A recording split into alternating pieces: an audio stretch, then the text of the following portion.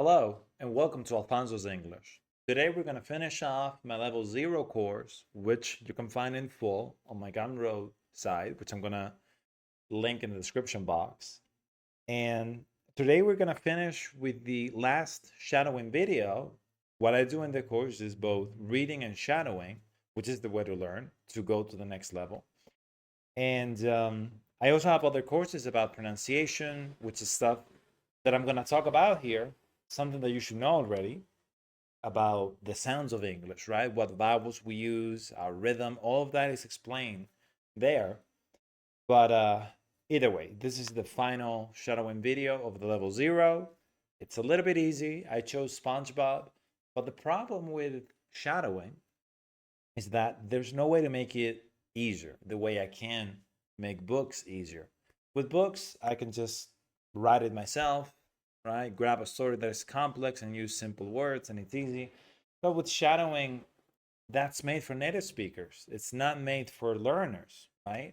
So even something that looks easy, like SpongeBob, it's actually difficult because you're gonna see really fast words, you're gonna see complex words. Sometimes kids, surprisingly, they use a high vocabulary, sometimes about pirates, about space, about alien stuff that regular people don't know. Adults that are learning English, right? But either way, let's figure it out. Let's do shadowing. So this is gonna be about the words. I'm always gonna use the subtitles, and that's the way that I'm gonna try to make it easier. Instead of making it easier, which I can't by making the words easier, I'm just gonna show you the subtitles on level 0. Level 1, level 2, I'm also gonna use them, but I'm gonna remove them sometimes. And as we keep making more courses and using more and more advanced English, eventually I'm gonna drop it completely. And I'm just gonna repeat it and you have to say it after me, right? But of course, this is just for the courses online on Gumroad, the free samples on YouTube. If you have one-on-one lessons with me, then it's a whole different deal. Then I can tailor my teaching to your needs, right? And I can just explain whatever it is that you need me to explain, and I can speed up the things that you already know. So, but of course, I'm doing the best I can, and this is level 0. Let's go for it. All right, so let's start with the name SpongeBob, right? We're not gonna say, oh, SpongeBob. We don't pronounce it like that, and it's not. O, as in Spanish or Italian or Polish or Russian, we all share the same vowel, surprisingly, which is O. It's gonna be ah. You have to open your mouth more. It's what I call the dog vowel for us in California, not for other people like the British. Sponge. This is not gonna be a ch. Sponge.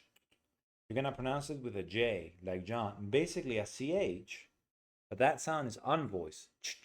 It's not moving. You see when you touch with your fingers. Now try to vibrate it. Move your tongue inside of your mouth. J, j, j, j. That's the J, like John. So sponge, Bob. Really big vowels, okay? Twice. The dog vowel twice. SpongeBob. So, this is a show about a sponge that lives under the sea, square and yellow, and that's it. Let's just go for it. So we start with the theme song that I usually skip it while teaching, but since this is a video and you can just skip ahead and no one is telling me no, I'm gonna play it. So let's see. Are you ready, kids?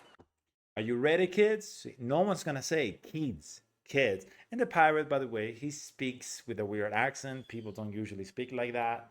It's not American, it's just weird. But let's see. Aye, aye, Captain! Aye, Captain. See, that's something that only advanced students know.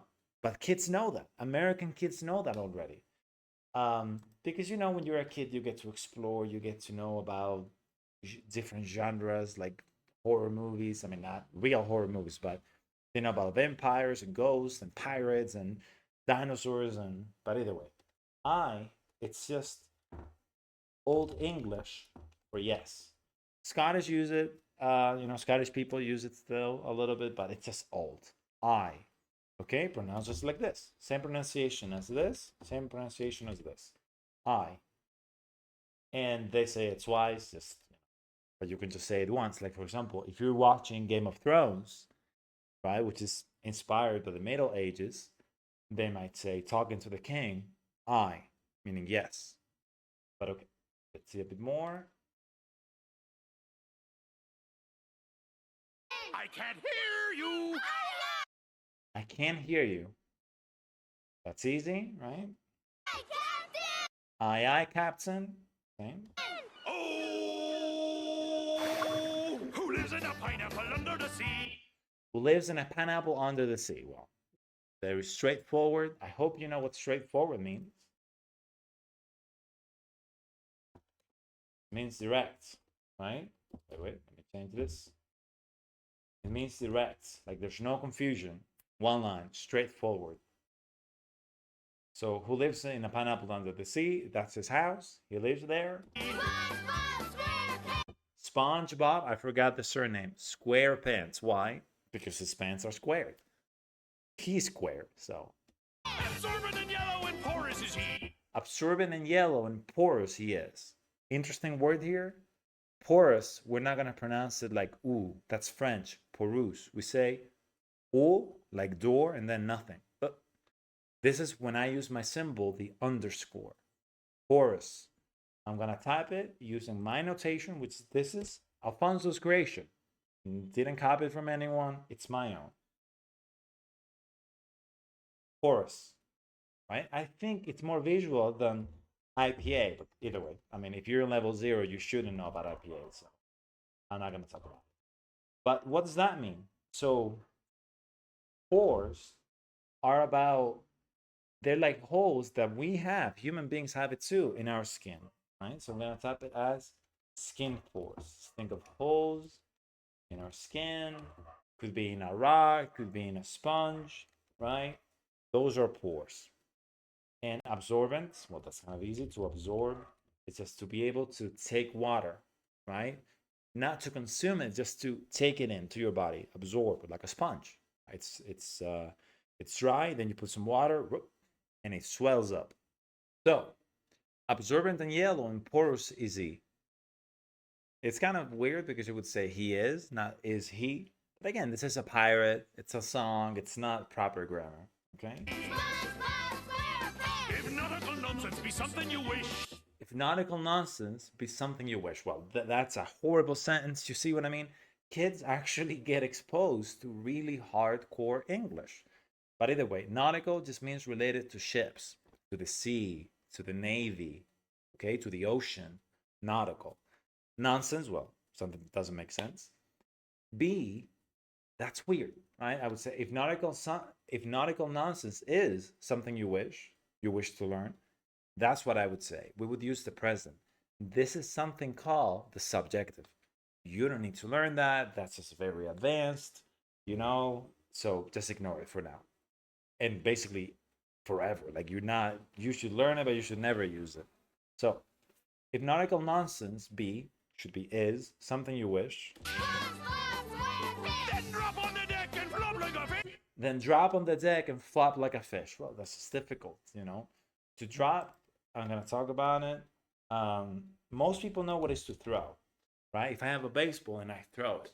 But to drop, it's just to let it go. The baseball's here and I just drop it to the floor. I just let it go.